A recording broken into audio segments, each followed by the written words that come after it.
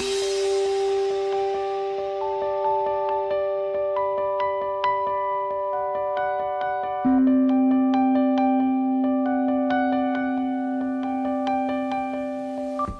migrant and refugee crisis refers to the situation that appeared as a result of rising number of migrants and refugees coming to Europe from the Middle East, South Asia, Western Balkans, and Africa.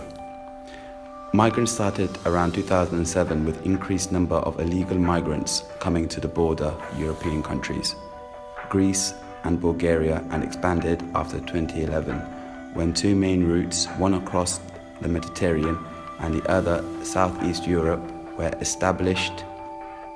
There are different reasons for people leaving their countries: wars and conflicts, persecution, poverty, and economic reasons. Until December 2015, more than 500,000 migrants and refugees entered Europe, half of them coming from Syria, Eritrea, and Afghanistan. Around 3,000 people died trying to reach Europe. Europe hasn't faced such high migrant numbers since World War II. Exceptions were high numbers of migrants in the 90s, coming from Bosnia, Croatia, and the like, and in 2001 coming from Kosovo and Afghanistan.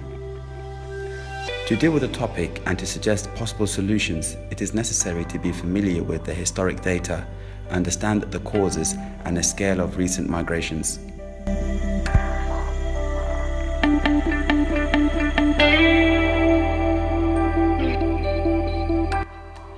Europe has historically been migration and emigration continent. After the age of discovery, in the 15th century, during several centuries, Europeans colonized continents and countries across the globe. During this period, Europeans were those who immigrated to non-European countries. Migrations from Europe reached the peak in the 19th century when over 50 million people left Europe for the Americas. This number from the 19th century are much higher than recent migrant numbers. What has changed? After the World War II, demographic changes, decolonization, and the strong economic development of Europe led to a situation where Europe has become a global migration magnet instead of being prime source of migrants to their colonized countries. In decades, the place of the Europe on the global migration map has changed. Migration as threat is a political issue. Seeing migration as a security issue and threat of the welfare, and additionally as a potential source of terrorism, has been appearing in the West since the end of the Cold War in the 90s. When the Soviet Union has not been considered as a threat against Europe and America, migration has become an important issue during the political election campaigns in Europe and North America. Competing political parties use promises related to border controls, stricter access for migrants to labor market or welfare provisions as a tool for winning votes. Therefore, there is a need to be aware of political influences and impact of the media in presenting the issue as the problem, crisis, threat to Europe. This also refers to the need for constant rethinking of use categories: refugee, migrant, asylum. Immigration restriction policies are not a solution. The policies of implementing restrictive immigration rules and increasing border controls have often failed to significantly affect the level of immigration. On the other hand, these policies often cause counterproductive effects, such as pushing migrants into permanent settlement, discouraging return, and encouraging irregular movements and migration. There are several effects of immigration restriction policies, such as categorical substitution effect, the effect of now or never migration policy, reverse flow effect. Categorical substitution effects occur when migrants cannot use one particular channel to enter the destination's country, territory, or labor market, and therefore orientate towards other legal or illegal channels. Shifts of migration flows can change from one immigration category to another. For instance, from labor to family or asylum migration.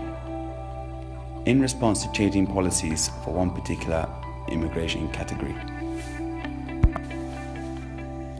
The effect of now or never migration policy. Migration flow can increase in the expectation of future tightening of migration regulations. For instance, there was a flow in Surinamese migration to the Netherlands before the 1970s, when the Surinamese residents were considered as Dutch citizens. In 1971, the Surinamese government announced independence from Netherlands in next 5 years. In the period between 1973 and 1975, before the Dutch government discarded the dual citizenship policy, a significant increase of migrants to the Netherlands has been noticed. Reverse flow effects. Several studies have argued that restrictive immigration policies discourage return migration and therefore push migrants into permanent settlement. Immigrants are not likely to return once they gain the visa after they went through a long, difficult process and paid visa fees. Dr. House's 2014 statistical estimates show that the travel visa requirements significantly decrease inflows, estimated at 67% on average, but that this effect is undermined by also decreasing outflows, 88% on average, of the same migrant groups. He estimated that visa requirements reduce overall circulation by 75% on average.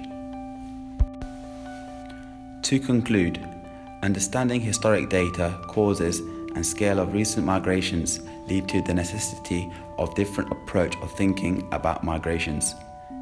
Today, migrations are part of the broader process of social change, and therefore need to be seen as a normal process that cannot be stopped. Process that is neither good or bad, but inevitable. We suggest short-term and long-term solutions. In the short term, solutions should be focused on two main issues. Issue number 1, achieving intra-European solidarity, sharing responsibility and equal distribution of migrants. Number 2, distinguishing asylum and economic migrants. There is a lack of intra-European solidarity in dealing with the situation. Inequality gaps are seen in examples of Greece and Italy that are trying to cope with the great numbers of migrants and refugees, as their economies were already struggling. There is a need for sharing responsibility and therefore equal distribution of migrants among European and other countries. In the past, similar refugee and migrant issues were solved during the International Congress, where decisions among countries were made. In this way, Europe could manage to make a plan for accepting migrants and refugees. More fairly, distribution of migrants could be achieved based on a country's population and economy, GDP. For example, Germany would intake the highest number of migrants as they have the largest population and the greatest GDP in the EU. Furthermore, urgent situations ask for distinguishing asylum, those who ran from their countries due to conflict or war and have no option as their lives are in danger, and economic migrants, who have slightly more option as a majority of them are not in danger but tend to come for better opportunity in life and financial gains. Long term. In the long term, solutions should be focused on two main issues. Issue number 1, improvement of the situation in the regions migrants are coming from. And number 2, seeing migration as a possibility for economic growth, development in Europe and in the countries of origin. Number 1, it is necessary to work on improving political situation generally and to make basis for future peace and recovery of countries involved in conflicts and countries with insufficient economic development. Also, part of migrants want to stay in the region, but inappropriate living conditions inside or outside of camps force them to look for better solutions. For example, camps in Turkey host numbers of migrants and refugees and lack normal facilities. The report of Amnesty International 2014-15 points out that the estimated 1.38 million Syrians who live outside the government-run refugee camps struggle to secure a minimum of social, economic rights, such as education, housing, and healthcare. Many families live in abject poverty, often in unsanitary, even dangerous housing conditions. At the same time, migrants could help the economy of the countries of their origin because migrants send part of earned money back home. Data shows that annual remittances reach between 400 and 500 billion. Remittances can increase flow of capital into the country of origin through diaspora communities and stimulate trade and investments. There are a number of examples where diaspora's clubs have financed social infrastructure projects in the country of origin and helped numbers of small-scale projects. In this way, they influence the poverty and could influence returning migrations, with which new skills and ideas and cash will come back. To conclude, there are ways and solutions for Europe to respond on the migrant and refugee crisis, but there is a need to change dominant perception and thinking about migrants in negative and dangerous terms. As it could be seen from the data, solutions are already offered and known, but still haven't been implemented because of the lack of political will.